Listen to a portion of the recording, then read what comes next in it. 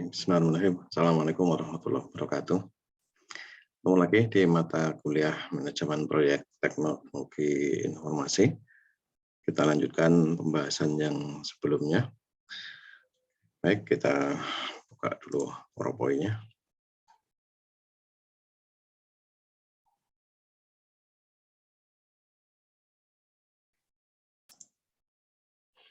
Oke, nah kita masih di seputaran project planning ya, perencanaan proyek.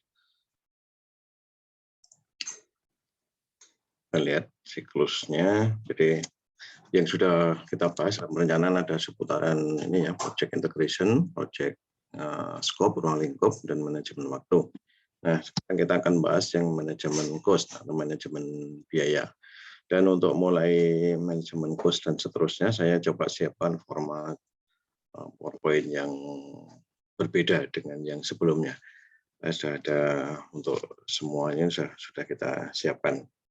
Oke, saya ambil PowerPoint yang satunya.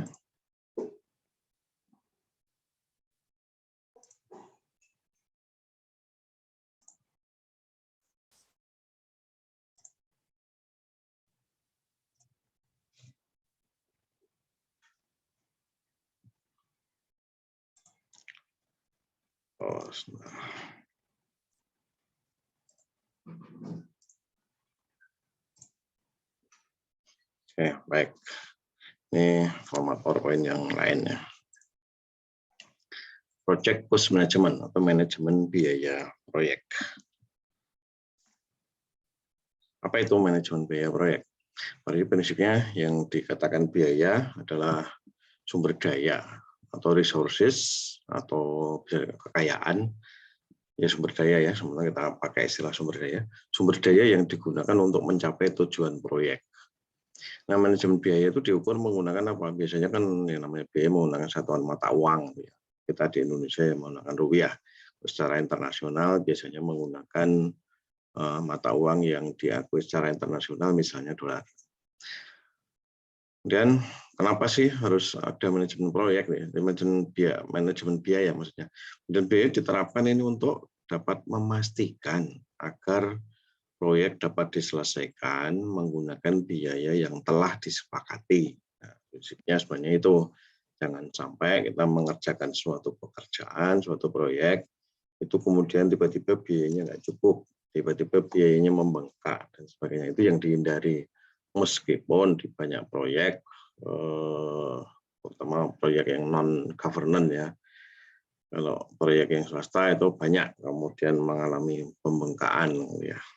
Oke, nah itu yang sebenarnya harus perlu kita kendalikan, kita atur. Nanti Anda sebagai seorang project manager itu harus berusaha keras agar jangan sampai terjadi pembengkakan biaya. Karena ujung-ujungnya kalau pembengkakan biaya apa yang terjadi? Ya proyek Anda rugi, gitu kan. Nah, itu yang tidak boleh karena kita namanya mengerjakan sesuatu ya. Goals yang kita akan capai, tujuan yang akan kita capai, tentu salah satunya ya, kalau kita orang Indonesia itu kita ngomongnya duit, ujung-ujungnya duit, ya, nggak mungkin kita akan nombok gitu. Nah itu yang dihindari. Oke, nah proses dalam manajemen biaya itu ada 3 langkah. Pertama adalah cost estimating, kemudian cost budgeting, dan cost control. Kita lihat satu-satu. Nah, estimating itu seperti apa, budgeting seperti apa, kontrol itu seperti apa. Oke. Estimating di sini ya, langkah yang pertama adalah penyusunan perkiraan biaya yang dibutuhkan untuk melaksanakan seluruh aktivitas proyek. Mulai dari awal sampai akhir itu sudah kita perkirakan estimating. Ya, estimating itu kan perkiraan, penghitungan perkiraan. Kemudian nanti setelah estimasi kita buat, nah inilah yang kemudian kita taruh, kita letakkan di naskah kontrak atau kemarin project charter ya. Itu kita letakkan di situ, biayanya sekian, itu dari hasil estimasi ini. Oke, kemudian setelah estimasi dilakukan, kemudian cost budgeting. Cost budgeting itu implementasi lah. Implementasi dari ini tadi, dari hitungan awal dari cost estimating ini kita implementasi, kita jalankan lah. Budgeting itu proyeknya jalan, running, biaya keluar sedikit demi sedikit, mulai dari sedikit terus bergerak sampai selesai. Itu budgeting. Nah, ini belanja lah kira-kira gitu ya. Kemudian cost control ini langkah yang kita lakukan dengan memperhatikan faktor-faktor yang mempengaruhi perubahan terhadap biaya. Budget ini adalah kita kendali. Karena kalau tidak dilakukan, jadi sepanjang proyek mulai dari awal sampai akhir ini kontrol atau kendali selalu kita jalankan, selalu kita lakukan agar kita menghindari tadi jangan sampai terjadi pembengkakan, jangan sampai terjadi hal-hal yang tidak diinginkan terkait dengan pembiayaan. Baik, lanjut. Nah, kemudian kalau kita tentang estimasi tadi ya, tentang cost estimating, perkiraan biaya proyek itu membutuhkan apa saja? Banyak hal, ya, semua kebutuhan yang ada di dalam proyek itu kita perhitungkan, mulai dari kebutuhan staff, jadi itu kita akan butuh menggaji karyawan, butuh menggaji tukang, menggaji programmer, menggaji apapun itu masuk. Kemudian kebutuhan material itu baik material berupa bahan-bahan untuk pengerjaan proyek. Jadi misalnya proyek infrastruktur fisik ya, misalnya belanja semen, belanja pasir, belanja besi gitu. Itu bagian dari yang kita belanjakan. Kemudian kalau kita proyek misalnya pengembangan aplikasi, ya aplikasi itu butuh material apa saja. Nah, secara ini mungkin lebih banyak ke alat-alat ketika pengembangan, jadi ya.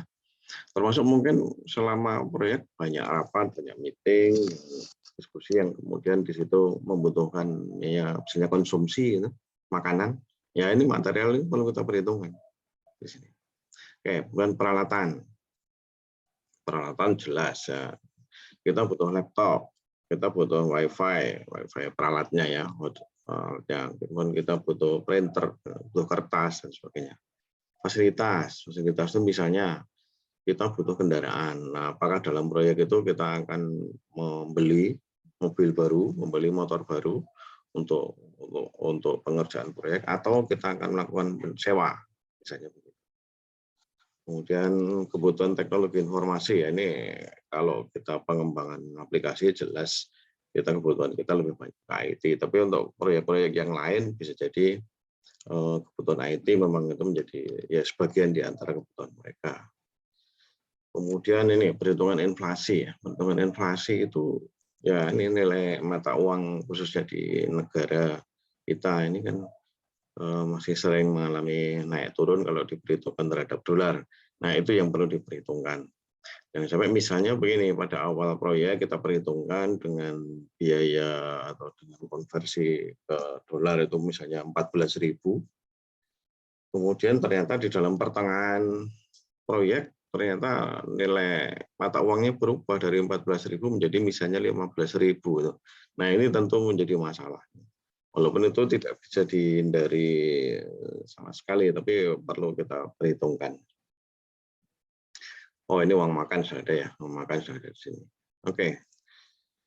Nah, cost management plan ini sebuah dokumen yang perlu kita siapkan sebagai panduan pengelolaan biaya.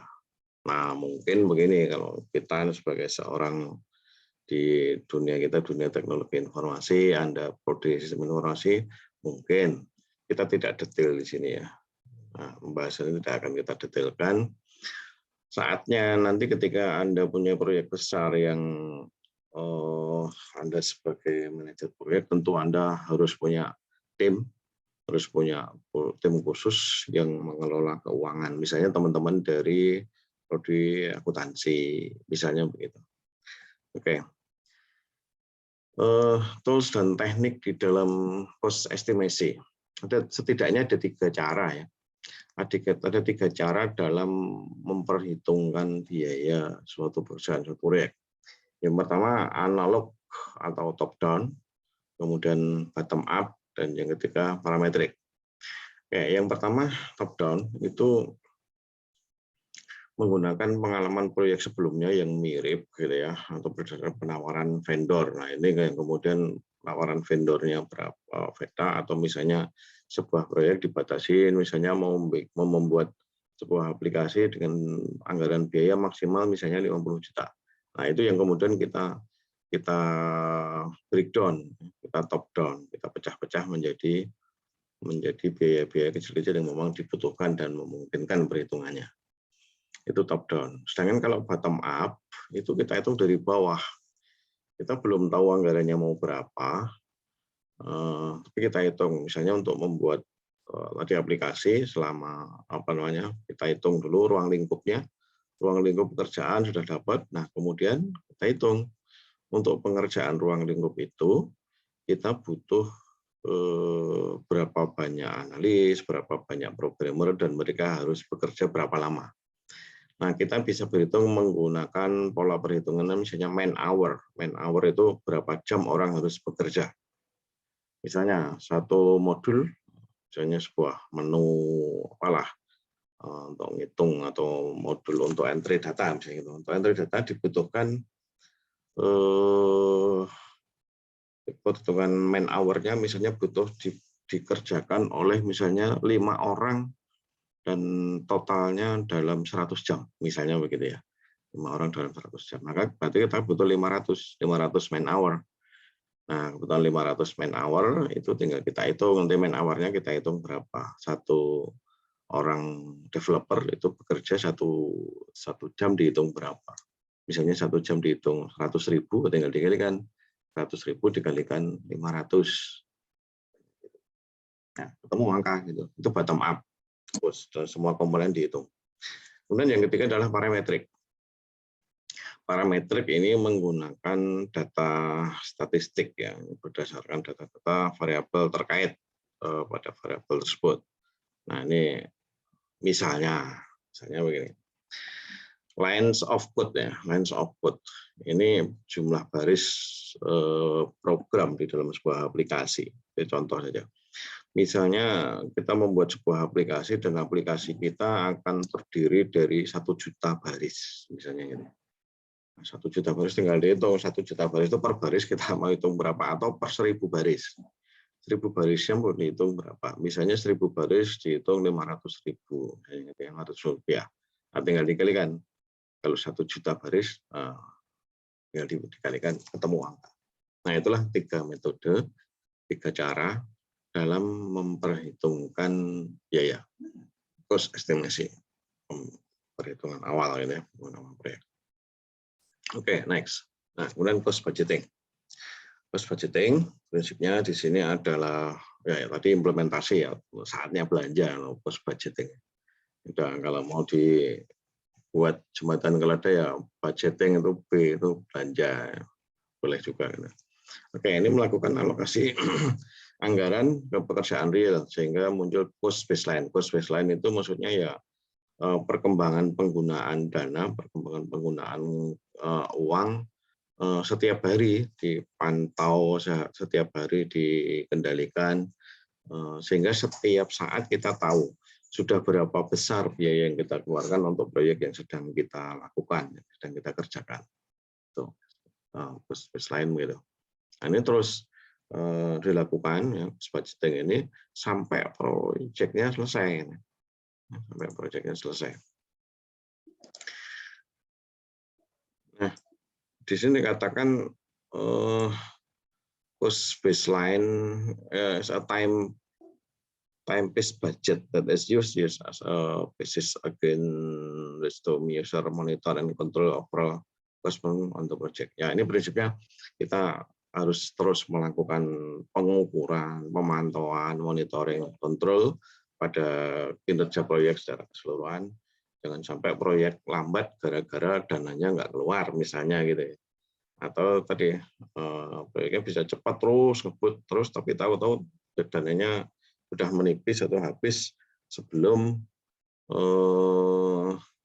proyeknya selesai. Ini jangan sampai.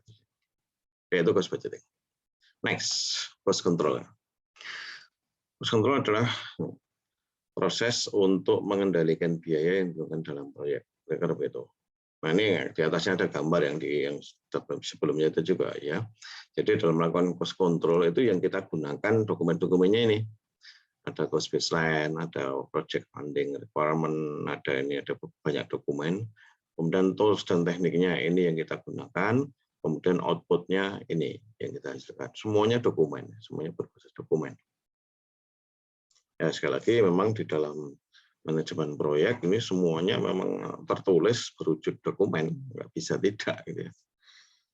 Sama dengan yang tadi ini misalnya cost budgeting tadi ini apa namanya pembelanjaannya juga kita melihat ini dari ruang lingkup kita lihat, kemudian WBS ya, WBS yang sudah Anda buat ini selalu harus dipantau.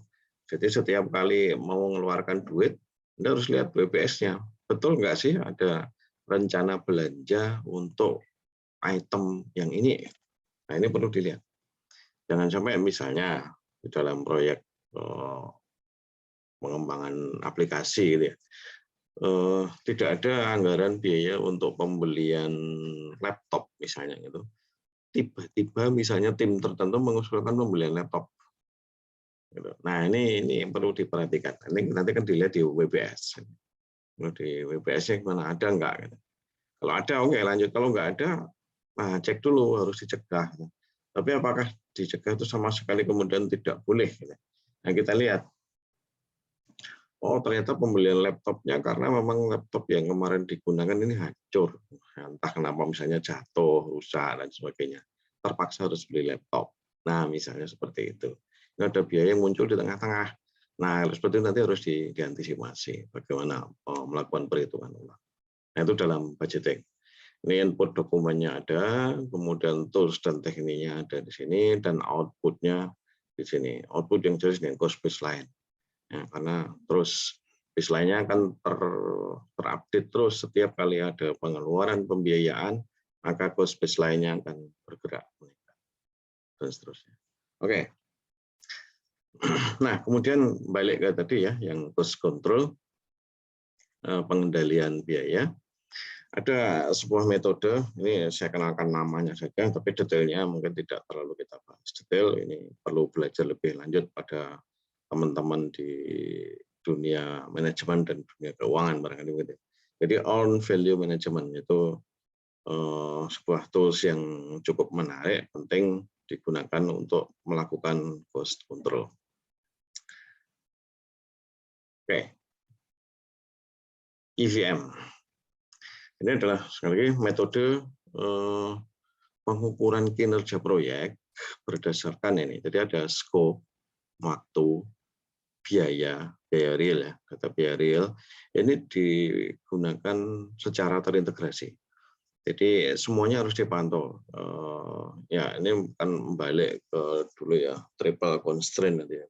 Kalau kita ngomong triple constraint itu kan kita selalu ngomong scope, time, and cost, 3 hal.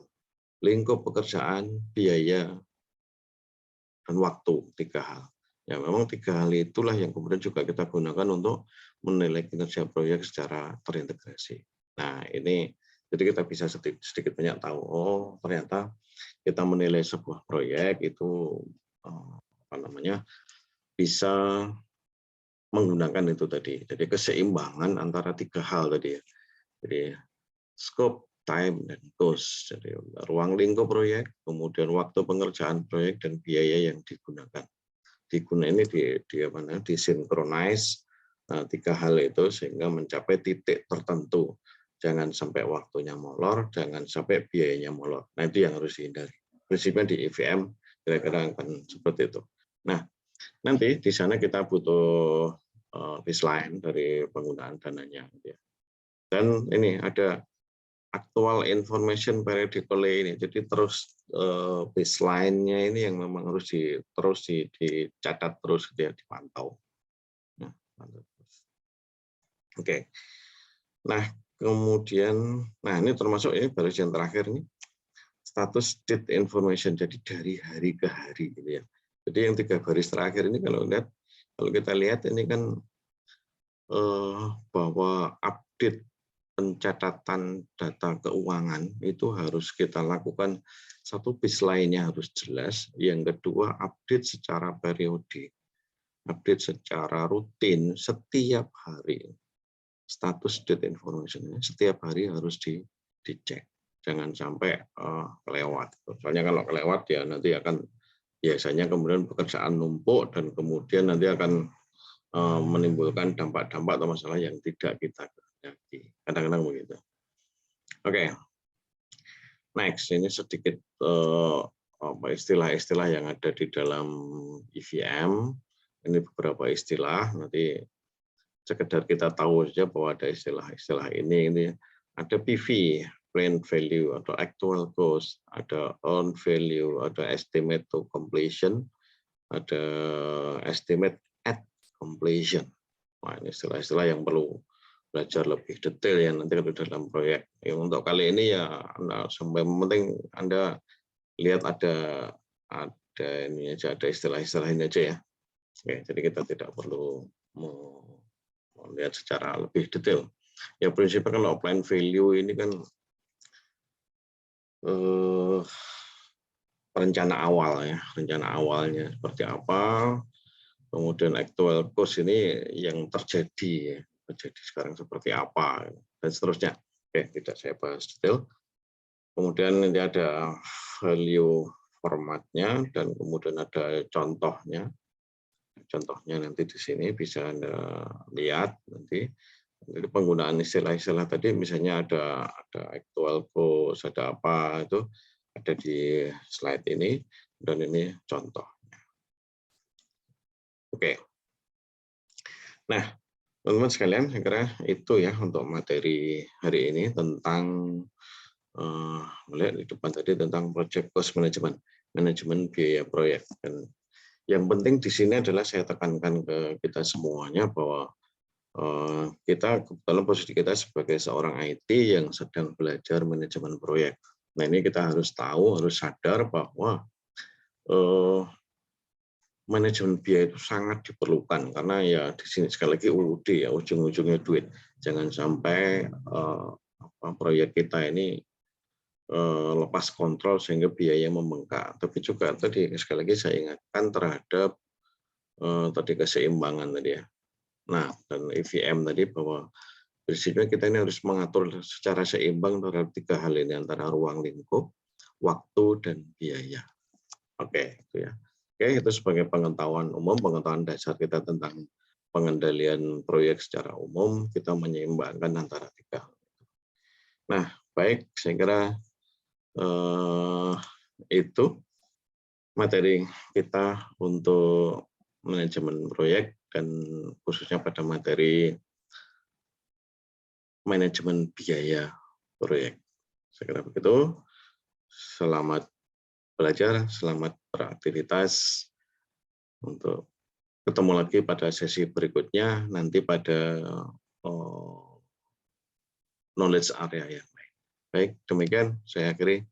Assalamualaikum warahmatullahi wabarakatuh.